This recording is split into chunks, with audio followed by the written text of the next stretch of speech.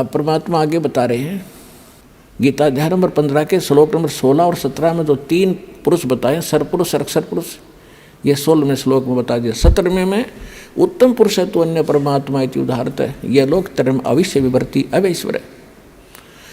अब गीता अध्याय नंबर 15 के श्लोक नंबर 1 से इसका लिंक है, ऊपर को जड़ और नीचे को तीनों गुण रूपी शाखा वाला।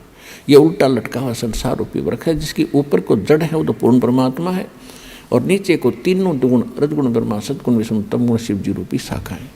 तो परमात्मा ने स्वयं आकर बताया था कि अक्षर पुरुष एक पेड़ है, सरपुरुष यानी ज्योत निरंजन वा की डार, और तीनों देवा शाखा है, ये पात्र रूप संसार। अब ये दास बता रहा है कि जो जड़ है वो परम अक्षर ब्रह्म है।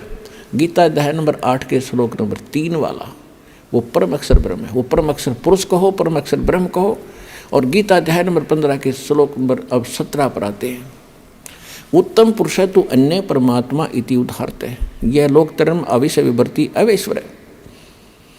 उत्तम पुरुष, पुरुषोत्तम यानी श्रेष्ठ भगवान, जिसको परमात्मा कह सकते हैं, कहा जाता है, जो वास्तव में अविनाशी है, जो सबका धारण पोषण करता है, सबके तीनों लोकों में प्रवेश करके सबका धारण पोषण करता है, वो अविनाशी परमात्मा है। वो परम अक्षर ब्रह्म है, वो संसार रूपी वृक्ष की जड़ है, जिससे सबकी परवरिश होती है। पूरे वृक्ष की परवरिश जड़ से होती है, मूल से होती है। तो वो परम अक्षर ब्रह्म जो है वो जड़ है पूरे संसार की, वो परम अक्षर ब्रह्म है।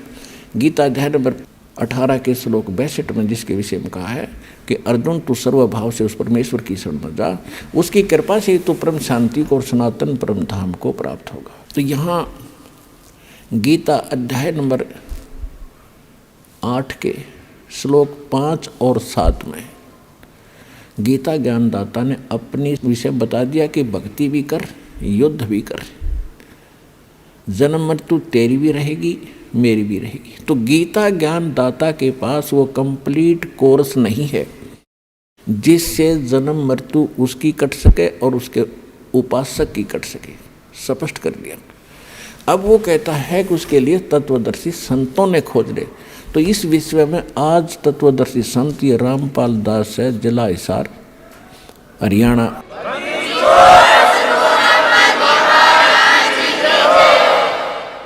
अब किसी का भ्रम ना रहना चाहिए। देखो, एक 1000 का नोट है, उस पर लिखा है कि मैं धारक को 1000 रुपये देने का वायदा करता हूँ।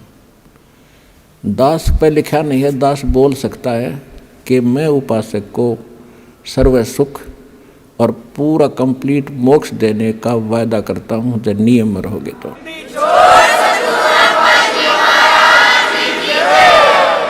तो पुण्यात्माओं, बिना बताए पता कैसे चले?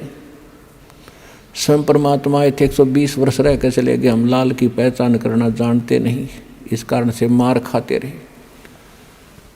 और एक तो कहना होता है, विद प्रूफ प्रूव करूँगा कि इस विषय में किसी के पास ज्ञान नहीं, किसी के पास समाधान नहीं, और कबीर जैसा भगवान नहीं, और इस परमात्मा के दास को जो प्राप्त है, कबीर परमात्मा का दिया हुआ ऐसा कोई ज्ञान नहीं।